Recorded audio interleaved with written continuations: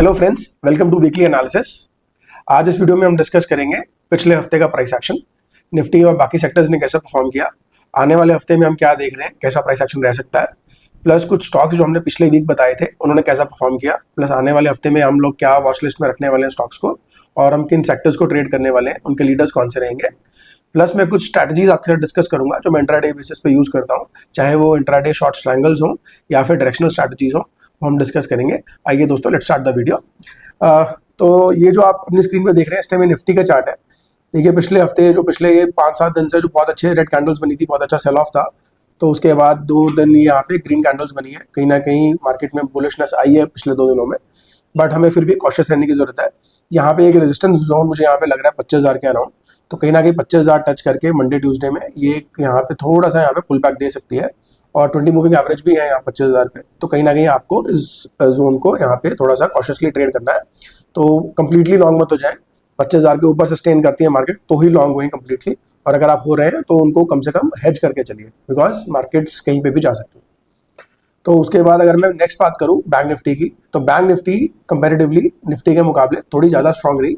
Bank Nifty का chart यहाँ पे आप देखेंगे तो ऑलमोस्ट सिमिलर चार्ट है, बट इसके जो प्राइस एक्शन है वो मूविंग एवरेज से ऊपर है, तो कहीं ना कहीं बैंक निफ्टी मुझे ज़्यादा बुलिश लग रही है निफ्टी के मुकाबले। तो उसका भी ये ब्रेकआउट जोन है जो मैंने यहाँ पे मार्क किया है, दैट इज अराउंड 55,800 या 56,000 का जोन बोल सकते हैं। तो इसको अगर यहाँ पे वो ब्रेकआउट करती है कन्विंसिंगली, तो कहीं ना कहीं हमें यहाँ पे बुलिशनेस देखने को मिल सकती है।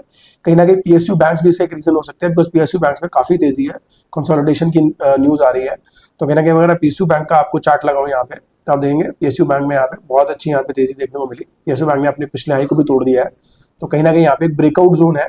तो पीएसयू बैंक्स को आपको नजरअंदाज नहीं करना है, आपको उनको ध्यान में रखना है, और may be possible trade them cautiously with hedges, with उसको आप मतलब एक हेज के साथ उसको लेके ट्रेड कर सकते हैं। और नेक्स्ट हम बात करते हैं कुछ अच्छे जो सेक्टर्स लग रहे हैं, पहले उनकी बात करता हूँ। Metal is one which is also looking good, similar to मतलब ऑलमोस्ट पीएसयू बैंक की तरह चार्ट है, ब्रेकआउट जोन है। तो कहीं ना कहीं मेटल्स को भी आपको ट्रेड करना है, आपकी वॉच लिस्ट में होने चाहिए। उसके अलावा कहीं ना कहीं ऑयल एंड गैस मुझे अच्छा लग रहा है, लुकिंग गुड। यहाँ पे वो बेस बना के ऊपर जा रहा है, मूविंग एवरेज के ऊपर है, तो Nifty oil and gas index मुझे अच्छा लग रहा है। Similarly energy index almost similar chart है। तो ये जो मैंने ये बनाई है, इसके ऊपर अगर ट्रेड करता है ये जो जोन है, तो इसके ऊपर अगर ट्रेड रहता है, अगर इसके ऊपर ये इंडेक्स ट्रेड करता है, तो कहीं ना कहीं आपको बुलिश रहना है। इसके नीचे कहीं ना कहीं आपको कॉशियस हो जाना है, और आप इन स्टॉक से एग्जिट भी ले सकते हैं, बिकॉज मार्केट सेक्टर्स बहुत जल्दी रोटेट होते हैं। तो कहीं ना कहीं जैसे अभी अर्निंग सीजन आ रहा है, तो अभी आइटम देखेंगे जैसे आईटी बाकी लगाड है, तो कहीं ना कहीं वो तेजी पकड़ सकते हैं, और इस सेक्टर्स में कहीं ना कहीं हल्का सा कंसोलिडेशन आ सकता है। तो वो ही दोस्तों सेक्टर रोटेशन ही है जो आपको कैच करनी है, बिकॉज सेक्टर्स मूव। पहले तो सेक्टर्स काफी महीनों तक चलते थे, बट आजकल सेक्टर्स कुछ हफ्तों में ही पलट जाते हैं। तो आपको उन्हीं पे ध्यान रखना है, उन्हीं को स्टॉक्स को आपको मद्देनजर रखते हुए उन्हीं स्टॉक्स को आपको ट्रेड करना है। तो मैं अगर बात करूं तो कमोडिटी भी ऑलमोस्ट सिमिलर चार्ट है। तो इस जो ये यहाँ पे लाइन मैंने ड्रॉ की है, इसके ऊपर ट्रेड करता है, तो कहीं ना कहीं आपको बुलिश रहना है, इसके नीचे आपको कॉशियस हो जाना है। और अगर मैं कुछ जो मेन सेक्टर्स से बात करूं, तो कहीं ना कहीं फार्मा आप देखेंगे तो कंसोलिडेशन हो रहा है, लेकिन वीक कंसोलिडेशन है। तो कहीं ना कहीं अर्निंग सीजन में हमें यहाँ पे ज्यादा क्लैरिटी मिलेगी। अगर डोनाल्ड ट्रंप या यूएस की तरफ से कुछ टैरिफ में कुछ अच्छी न्यूज आ जाती है, तो यहाँ पे आपको फार्मा में थोड़ा सा अप्रूव मिल सकता है। सिमिलर है यहाँ पे आईटी इंडेक्स, अगर हम आईटी इंडेक्स लगाएं तो देखिए as compared to other indexes weak है, बट कहीं ना कहीं अर्निंग सीजन का हमें वेट करना होगा, यहाँ पे पुल बैक अच्छा आ सकता है। तो और इसके अलावा हम बात करें ऑटो सेक्टर में, ऑटो सेक्टर अपना हाई देने के बाद थोड़ा सा कंसोलिडेट कर रहा है, तो मुझे लग रहा है कि ऑटो सेक्टर कंसोलिडेट करेगा, तो कहीं ना कहीं मैं इसमें कॉशियसली पोजीशन बनाऊंगा, और मैंने इसमें अपना जो वो भी रिड्यूस कर लिया, एक्सपोजर भी रिड्यूस कर लिया। तो कहीं ना कहीं इसको आपको ध्यान से ट्रेड करना है।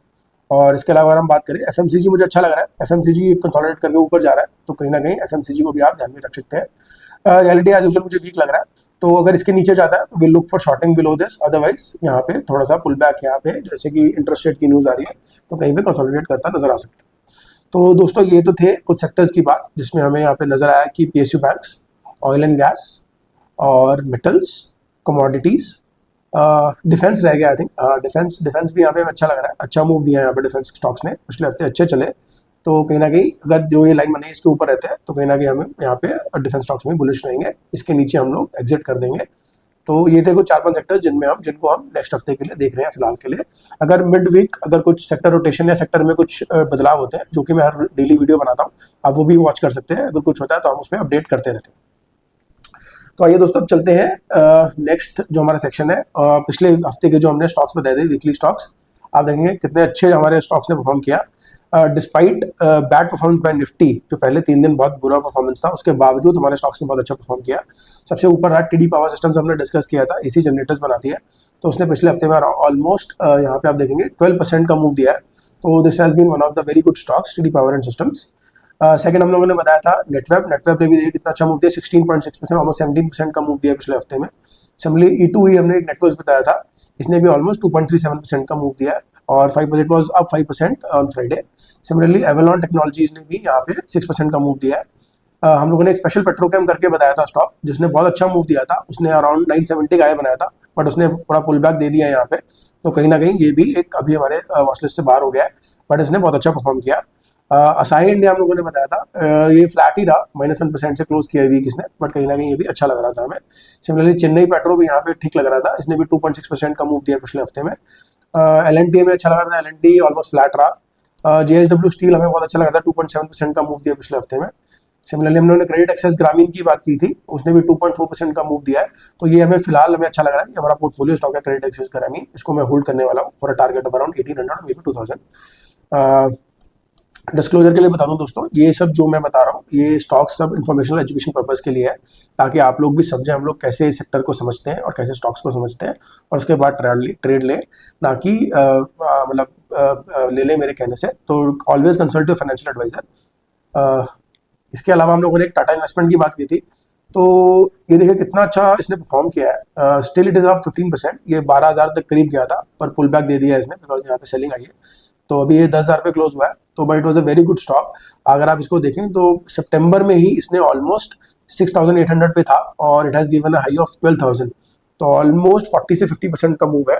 तो this was a very good stock which we recommended since last 2 weeks, तो इसको भी आप देख सकते थे, बट अभी मैं बोलूँगा इससे दूर रहें, बिकॉज कहीं ना कहीं बहुत अच्छा मूव आ गया और कहीं ना कहीं अच्छे पुल बैक इसमें आ सकते हैं। अब रही दोस्तों नेक्स्ट वीक जो हमारे स्टॉक्स हैं उसको हम डिस्कस करते हैं।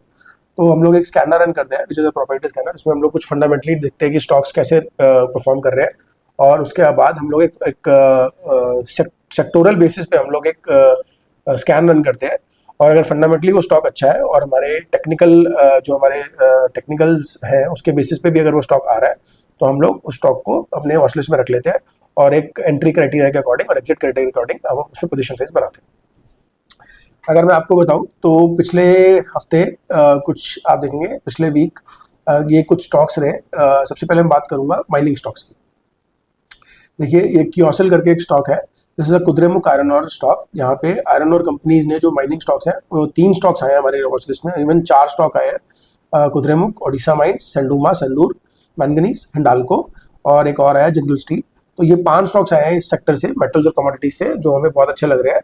आप देखेंगे 20% का मूव दिया था, अपर सर्किट था कुद्रेमुख में। सिमिलरली ओडिशा माइंस में भी 20% का मूव था, सेंडुमा में 15% का मूव था। तो इसलिए कहीं ना कहीं माइनिंग कंपनीज में बहुत अच्छा मूव आया है और ये नेक्स्ट वीक भी होल्ड कर सकता है, तो कहीं ना कहीं आपको इनको वॉच लिस्ट में रखना चाहिए। और दोस्तों ये रिवर्स भी बहुत जल्दी होते हैं, तो आपको पोजिशन साइज और स्टॉप लॉस के अकॉर्डिंग ही इनको अपनी वॉच लिस्ट में रखना है। तो ये तो 3 स्टॉक्स थे हमारे माइनिंग से। हिंडाल्को मुझे अच्छा लग रहा है, हिंडाल्को मैं पिछले 2 हफ्ते से बोल रहा हूँ कि बहुत अच्छा लग रहा है, कहीं ना कहीं कमोडिटी सेक्टर में तेजी है, तो Hindalco is one of the good stocks. Hindustan aluminium, और एल्यूमिनियम इज ऑल्सो बीइंग उसका एल्यूमिनियम का यूज बहुत आ रहा है मार्केट में, डिमांड बहुत है, तो कहीं ना कहीं हिंडाल्को भी मुझे बहुत अच्छा लग रहा है। It can long term target है 1000 का, बट स्टिल आप इसको होल्ड कर सकते हैं with a good stop loss, और मे बी इसको हेज करके आप होल्ड कर सकते हैं। It is a FNO stock, तो आप इसको अच्छे से आराम से होल्ड कर सकते हैं। जिंदल स्टील और JSW स्टील 2 स्टॉक्स हैं जो हमारी वॉच लिस्ट में हमेशा आ रहे हैं। जिंदल स्टील ने देखिए यहाँ पे काइंड ऑफ ब्रेकआउट दिया है, तो कहीं ना कहीं अगर ये 1100 के ऊपर जाता है तो ही मैं ऐसे पोजीशन बनाऊंगा विद एज, बट अदरवाइज ये मुझे अपनी वॉच लिस्ट में रखना है। इसके अलावा एक मुकुंद लिमिटेड है, ये भी स्टील स्मॉल कंपनी है, 5,000 करोड़ का इसका टर्नओवर है, तो कहीं ना कहीं ये भी स्टील मैन्युफैक्चरर है, तो कहीं ना कहीं इसको भी आप देख सकते हैं। यहाँ पे अच्छा मूव देने के बाद, कंसोलिडेट करने के बाद यहाँ पे ब्रेकआउट दे रहा है, तो कहीं ना कहीं अगर 145 के ऊपर यहाँ पे मूव देता है तो कहीं ना कहीं इसको हम अपनी पोजीशन बना सकते हैं इसमें छोटी। उसके अलावा एक स्टॉक हम लोगों ने हमारे डार में आया है, Aegis Logistics. This is also a transport company, logistic company है ऑयल एंड गैस सेक्टर में, तो कहीं ना कहीं देखिए कितना अच्छा ब्रेकआउट दिया है। बहुत अच्छा मूव था फ्राइडे को, ऑलमोस्ट 12% अप क्लोज हुआ है, but it went up till 940। तो कहीं ना कहीं इसको आप अपनी वॉच लिस्ट में रख सकते हैं, कहीं ना कहीं इसमें तेजी लग रही है, बट इसको केयरफुली हो सके तो अराउंड 840 820 की रेंज में ही इसको पिक करें। कहीं ना कहीं अगर पुल बैक देता है तो उसको अपनी वॉच लिस्ट में रखिए, हम इसमें पोजीशन बना सकते हैं।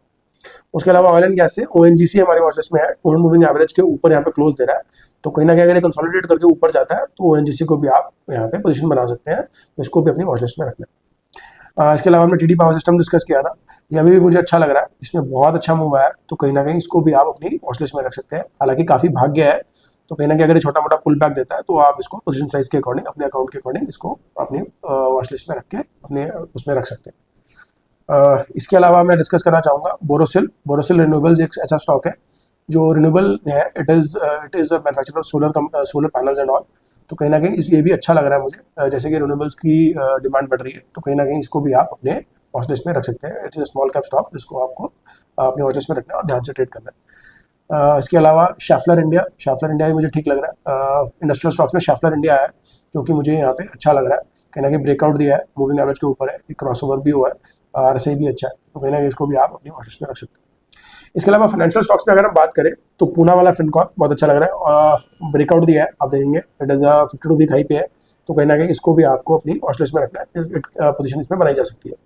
सम्मान कैपिटल तो हम बहुत टाइम से बोल रहे हैं, तो कहीं ना कहीं ये यहाँ पे इसने अपना पिछला स्विंग हाई को टच किया 170 का, तो 170 के ऊपर अगर जाता है, it is a good stock. News भी काफ़ी आ रही है, वॉल्यूम्स भी काफ़ी है, तो कहीं ना कहीं सम्मान कैपिटल को भी आप होल्ड अपने वॉच लिस्ट में रख सकते हैं। मुथूट फाइनेंस तो काफ़ी चल ही रहा है, ट्रेंडिंग स्टॉक है, तो मुथूट फाइनेंस गोल्ड भाग रहा है, तो कहीं ना कहीं इसमें एक बहुत अच्छी पोजीशन बनाई जा सकती है। बट कहीं ना कहीं अगर गोल्ड या किसी कमोडिटी में हल्का सा पुल बैक आता है तो यहाँ इसमें भी आपको यहाँ पे कंसोलिडेशन देखने को मिल सकती है, तो trade with caution and proper stop loss. उसके अलावा LTF और AB कैपिटल तो हमने ऑल टाइम हाइस पे ही है, तो कहीं ना कहीं आपकी वॉच लिस्ट में होने ही चाहिए। ये दो स्टॉक्स बहुत अच्छा कर रहे हैं, L&T फाइनेंस और AB कैपिटल। फाइनेंशियल में अगर आप फाइनेंशियल्स में देख रहे हैं तो ये दो स्टॉक आपकी वॉच लिस्ट में होने चाहिए। उसके अलावा PSU बैंक्स में इंडियन बैंक मुझे अच्छा लग रहा है, Indian bank is a very good stock, तो कहीं ना कहीं कंसोलिडेशन की न्यूज़ है, इसलिए Indian bank, bank of Baroda, Canara bank, ये 3 स्टॉक हैं जो मुझे अच्छे लग रहे हैं। स्टेट बैंक ऑफ इंडिया भी एक अच्छा स्टॉक है, तो PSU बैंक्स में इन 4 स्टॉक्स को आपको वॉच लिस्ट में रखना है। इसके अलावा ये तो थे हमारे स्टॉक्स की बात। अब मैं आपसे कुछ अपने ट्रेडिंग रिलेटेड बात करना चाहूँगा कि जो हम लोग इंट्राडे में जो ट्रेड्स लेते हैं बेस्ड ऑन इंडेक्स, हम लोग एक शॉर्ट सेलिंग स्ट्रेटजीज बनाते हैं, हम लोग ऑप्शन सेल करते हैं ऑन निफ्टी एंड और डायरेक्शनल ट्रेड्स लेते हैं ऑन सेंसेक्स या बैंक निफ्टी। एंड डायरेक्शनल या तो ऑप्शन बाय के रूप में होती है या फिर ऑप्शन सेल होता है, और but option sell are hedged with an OTM option. तो ये 2-3 हम लोग मतलब इंट्राडे बेसिस पे हम लोग ऐसे ट्रेड करते हैं and try to capture good moves out of it.